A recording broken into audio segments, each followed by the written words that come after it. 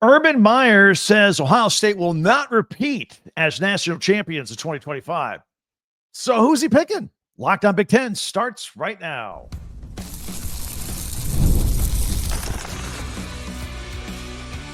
You are Locked on Big Ten, your daily podcast on the Big Ten Conference. Part of the Locked On Podcast Network, your team every day. Welcome to Locked on Big Ten. I'm Craig Sheeman, 40 years as a sports talk show host and play-by-play announcer, and I want to thank you for making us your first listen each and every day. We're free and available wherever you get your podcasts and on YouTube. Part of the Locked On Podcast Network, your team every day. Hit that free subscribe button down below while you're watching, if you don't mind. Today's episode is brought to you by FanDuel. Right now, new FanDuel customers, you get $150 in bonus bets if your first $5 bet wins. So Urban Meyer not picking Ohio State. We'll get into that. Ryan Day admits he knew when the Buckeyes were going to win the national championship this past season, and the answer may surprise you. Brad Stevens continues to say no to Indiana basketball. And Tom Izzo finally got his record, plus our top 10 Big Ten observations for the weekend. We're loaded. Thanks for stopping by here. When former Ohio State football coach and Fox football analyst Urban Meyer speaks, people take note of what he says, including us here at Locked On Big Ten. So naturally, anytime he does an interview, he's going to be asked to make predictions about college football and whether the Buckeyes can repeat as national champions. It's just standard issue to any interview he does between now and the beginning of next season. And the Buckeyes look to be in the mix with another talented roster. But he seems to like Texas. He always likes Texas. Over a year ago, he said the most talented roster in college football was Texas. That was going into 2024. But then he changed his mind, remember? Which, by the way, he's allowed to do. He said that Ohio State had the best roster in football, which they did. And as I recall, when he said that, we here at Locked On Big Ten said, oh, snap, that's going to be a problem for Ryan Day. As if Ryan Day didn't have enough pressure on him already going into last season. Yeah, with the Michigan thing and people rumbling how it had been since 2014, since Ohio State won a national championship, and boosters spending $20 million to put this 2024 roster together. Expectations at Ohio State were through the roof. They always are, though. Then you got the former coach, who's a legend, Urban Meyer, the last coach to win a national championship at Ohio State, and the third of his career, by the way, and a guy who always beat Michigan. And then he says Ohio State has the best roster going into 2024, maybe since his old roster in 2014. Maybe it was better than that. That's all. Just add more pressure. Just add more pressure to Ryan Day, right? And after saying all that, you got to win it all. If that 2014 team was one of the best teams ever, and now this roster going in the season was going to be better, you got to win a championship. Right? They had to deliver this year, and he did. So no such pressure this year, right? Maybe. I mean, kind of starting over. I got a young quarterback, which we'll get to in a minute. But Urban Meyer thinks that Texas is the team to beat in 2025. And he loves Steve Sarkisian's roster, even though they lost key players, even though they lost their starting quarterback, Quinn Ewers. But don't worry, Arch Manning, the most popular backup quarterback in America for the last 2 years, is finally going to get his turn and take over that program. And Urban likes their chances. But he also likes Ohio State to some extent. He's not ruling them out. Don't get me wrong. He likes Oregon right behind him as well. And heck, we may even have a Texas-Ohio State national championship game. Of course, that'd be a rematch of the incredible playoff game that we just had a month ago. It was amazing. More on that in a minute, too. Urban also likes Tennessee as a dark horse. Another team that Ohio State just handled in the playoffs. Well, they got Nico Iamaleava at quarterback coming back. And Urban seems to like teams with returning quarterbacks, which is also why he says keep an eye on Penn State with Drew Aller coming back for another season. In fact, he likes them to be maybe like the most improved team of the Big Ten And that was the team that came within a field goal of beating Notre Dame and getting into the national championship game. Improve from that? Well, expectations are on Penn State this year too. But if Urban is so fond of quarterbacks that are returning, then maybe that's why he's holding back just a little bit from picking the Buckeyes to repeat. I mean, Will Howard's gone. He was a one and done. He was a fifth-year senior when he came in. He came in, he did his job, got the national championship. Now he's off. He's gone. And the Buckeyes have a pretty good quarterback situation brewing. Great storyline. In fact, I think we're going to talk about this more this week here on Lockdown Big Ten. We got redshirt freshman Julian Sayin, the transfer from Alabama, ready to go, waiting in the wings. Don't forget former four-star like Akeen Holtz. Going to get a strong look this spring in spring football. And then, depending on how things go, may make a decision about transferring. We'll see how things go here this spring. Don't forget, there's five-star true freshman Tavian St. Clair, going to draw a lot of interest this spring as well, but he's expected a red shirt as of now. And again, we'll take a deeper look into this Ohio State quarterback situation moving forward because it is exciting for Buckeyes fans, but we'll get into that later on. But back to these national championship predictions, which all started with Urban Meyer's comments. In case you were wondering, Vegas odds makers, they're fond of Ohio State. They like them to repeat national champions. Plus 500. That's a good get there. Texas at plus 550. Georgia and Oregon are at plus 650. So one more thought, though, on this past championship for Ohio State. In a recent interview on a Columbus TV station, Coach Ryan Day admitted that he knew exactly when this team was going to go all the way and win a national championship. And it wasn't during the Notre Dame game in the championship game. It was before that. But first, before we get into that, before we do that, let's do a quick reset here because from the beginning of the season, there was so much pressure that we all just alluded to here just 2 minutes ago. And everything that was going on going into that season. Then there was the 1-point loss at Oregon where it felt like expectations were starting to slip away. And everything that followed that. But you know what? You could absorb that. A 1-point loss to a ranked team on the road like Oregon. No problem. You're still in the mix. I mean, it didn't feel like it at the time, but you're still in the mix. They can recover from that. Just win the rest of your game. Just win the rest of your games. You'll be fine. Of course, there was the season finale to the team up north at home. A game you were favored by 3 touchdowns and lost. Oops. Now it kind of felt like things were getting dark at Ohio State, right? I'm sure Ryan Day wasn't too fond of popping his head out of his office at that point. At that point, there seemed to be trouble brewing. There was going to be no Big Ten championship. There was the loss against the rival. And an early exit in the playoffs could be problematic for Ryan Day. Maybe at that point. We're going to go back in time and remember. I mean, things changed. They did. But that's when everybody at Woody Hayes Hall, they dug down deep. And then they came out of it and went on that amazing playoff run. Completely turned the season around. So at what point did Ryan Day know that his fortunes were going to change at Ohio State? At what point did he know he was winning a national championship? Jack Sawyer. That defensive stand that the Buckeyes made late in that Texas game where the Longhorns looked like they had momentum and they were going to tie the game late. Jack Sawyer made the strip sack of Quinn Ewers, recovered it, and returned it 83 yards for the scoop and scored to seal the game. Jack Sawyer.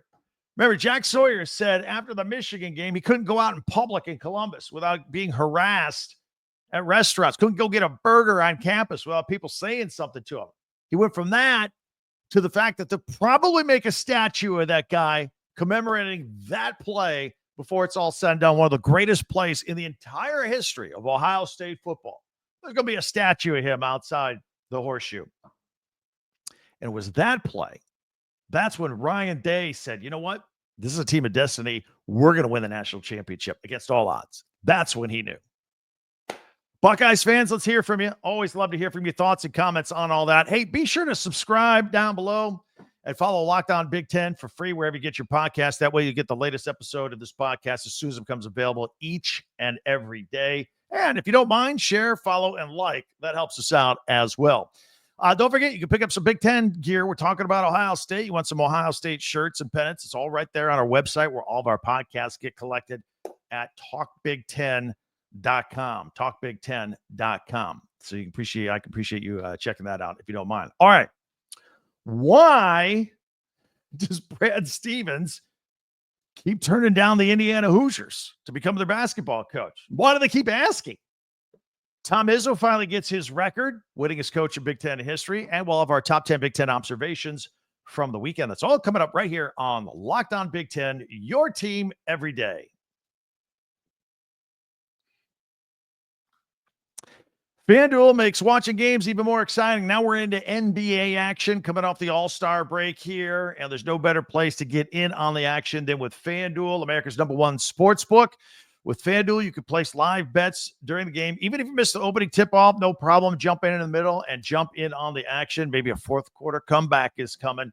You know, no lead is safe in the NBA. You can be up by 18 in the second half. We've seen teams blow leads like that. Get in on the action with FanDuel. So check it out. Whether you're looking for a bigger payout, you can even combine live bets into a same game parlay, all kinds of stuff, all kinds of fun, easy to navigate there. Right now, new FanDuel customers can get $150 in bonus bets on your first $5 bet if it wins. And just visit FanDuel.com and join today. That's FanDuel.com for your shot at $150 in bonus bets. Make every more with FanDuel. By the way, coming off the All-Star break, action resumes for the regular season Wednesday with a Hornets-Lakers game. That's a makeup from one of those games canceled from the fires in LA. Most of the league resumes on Thursday. So check it all out. Make every moment more with FanDuel, the official sportsbook betting partner of the NBA. I want to thank everybody for making Locked On Big Ten your first listen each and every day. Thank you very much, especially everydayers out there. Meanwhile, be sure to hit that subscribe button down below. Share, follow, and like Locked On Big Ten, your team every day. And check out our website, talkbig10.com. The Indiana men's basketball job it's open again, right? At the end of the season, the last couple of times it has opened up, Zionsville native and former Butler University coach and former Boston Celtics coach and now Boston Celtics executive Brad Stevens, his name keeps popping up as a candidate for the job, and he keeps saying no thanks. Of course, 2 weeks ago, Mike Woodson announced that he's not coming back next year, and Stevens was reportedly offered a 7-year, $70 million deal last time around before the Hoosiers settled in on Woodson. And with the job open again, Stevens' name keeps circulating throughout the rumor mill, and he felt it necessary this past weekend to issue a statement, a very straightforward statement saying that he is not a candidate and does not want to be a candidate for this job. He reiterated how much he enjoys his current lofty position with the Celtics, who are currently defending their NBA championship from last year. Now, Stevens garnered a lot of attention as the coach of Butler University. It's right there in the heart of Indianapolis. A lot of Indiana basketball fans noticed what he did at a small school like Butler from 2007 to 2013.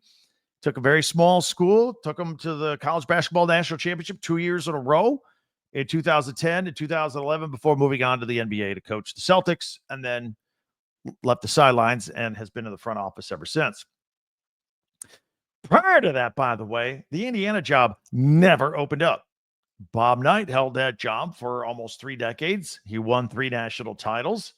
And since he was fired a quarter of a century ago, the Hoosiers haven't been able to get that job right.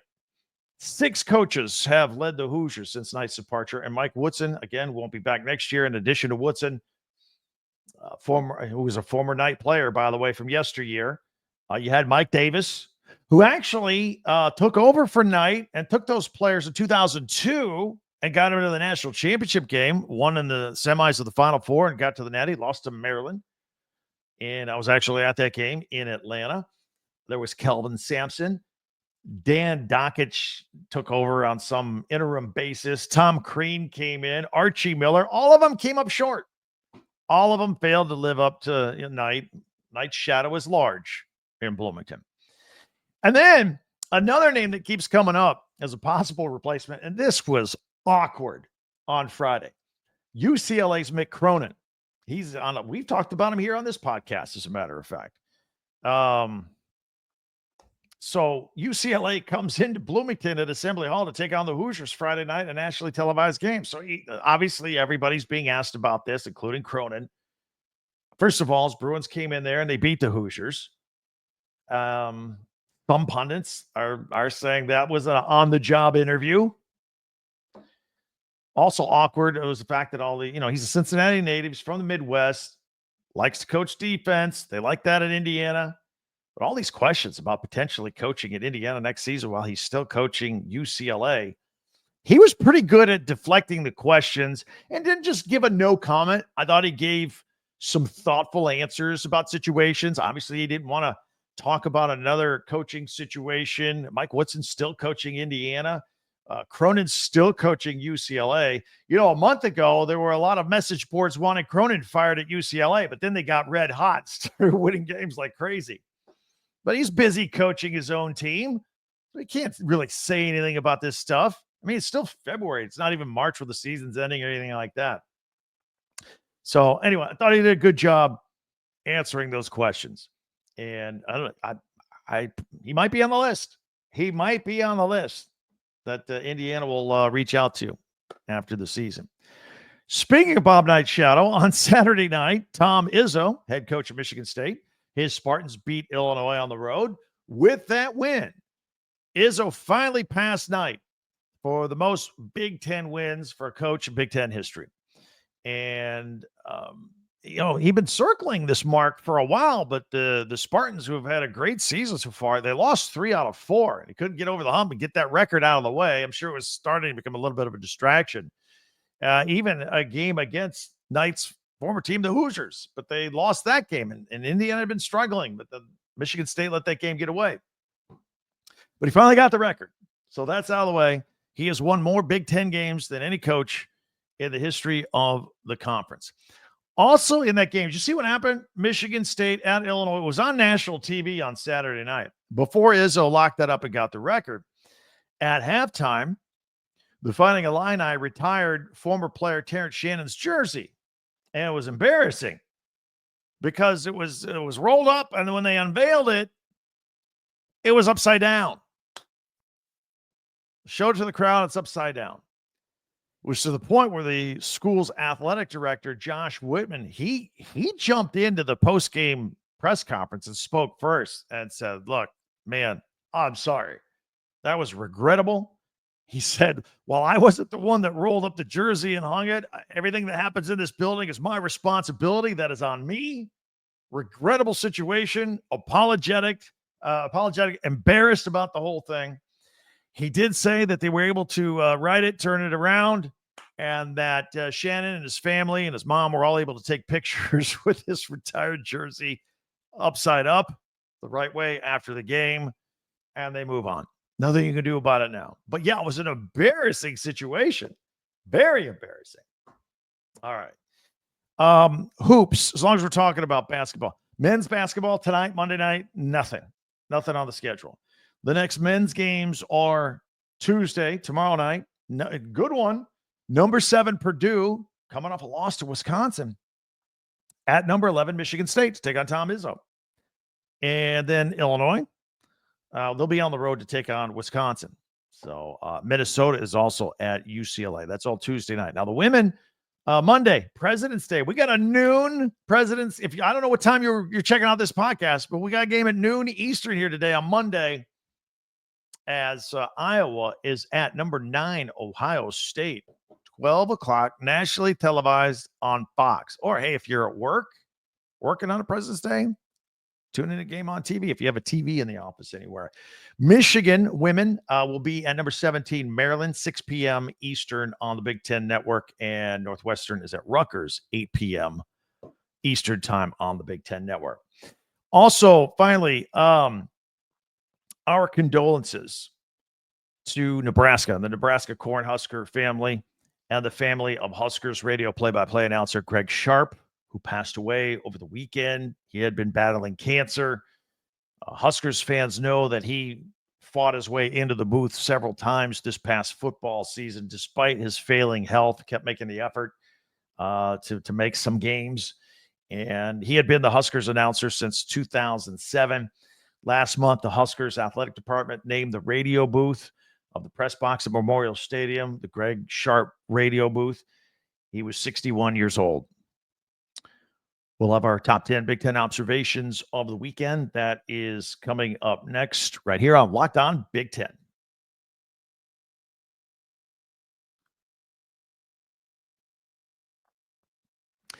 All right, let's take a look at our top 10 Big Ten observations from the weekend. I'm going to put it on screen here. And if you're on audio only, no problem. We'll just go ahead and describe what's going on. It's a list. It's a loose ranking. I grabbed 10 stories from the weekend that I always like. We can always argue about what's number 1, what's number 10. We're going to put it on the screen here, full screen, and we'll take it from there. So Indiana women basketball beating Purdue 78-56 quite handily. Anytime Indiana and Purdue get together and battle, it's always a big deal. So we went ahead and mentioned that, put that in our list. At number 9, Minnesota basketball. Lukai Patterson, a season-high 25 points in a 69-66 win at USC. Look, I told you on Friday during our picks that Minnesota is a lot better at home than they are on the road. They've knocked off some ranked teams at home, but going on the road to the West Coast is going to be tough. Well, guess what? Prove me wrong. They went out there and won the ball game at USC. Lukai Patterson was on fire. Meanwhile, we're going to give a shout out to Washington Huskies. DJ Davis had a big 3 under a minute to go to win at Penn State 75-73. Thought that was worthy of making our list here over the weekend. Talked about UCLA's Mick Cronin going in there on the road. They've been winning a lot of games lately. I think it's always tough to go from west to east. Had a Friday night game at Assembly Hall, and they got the job done. Indiana had a fierce second half run there to make it interesting. But Mick Cronin, maybe the next head coach at Indiana. I don't know. His team ended up winning 72-68. So that makes our list for the weekend as well. All right. What else we got here? At number 6. Oh, yeah.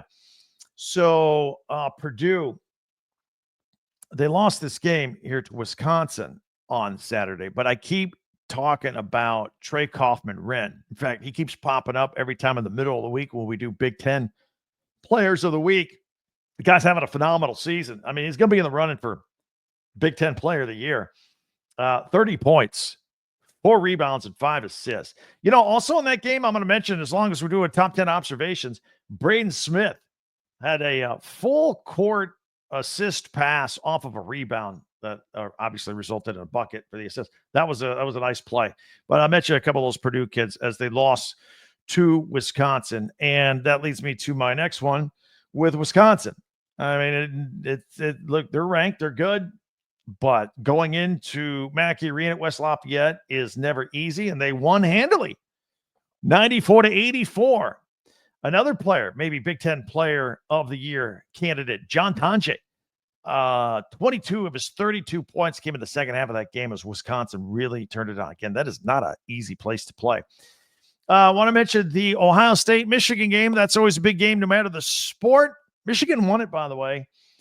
Ohio State's Devin Royal scored 26 points against the Wolverines in that game in a losing cause, but I thought the effort was worth mentioning here on this podcast.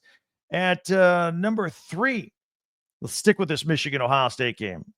Vladislav Golden. Wow. 20 points, 10 rebounds. He's had a nice season. Had a nice little classic fundamental drop step dunk. Just drop step on the baseline, found himself open and dunk. It was old school, awesome basketball. Nice footwork. Wanted to mention it there specifically on our top 10 observations from the weekend. And then, of course, I'll give a shout out to Michigan for beating Ohio State in that game, 86-83. Again, that game's always a big deal, no matter the sport.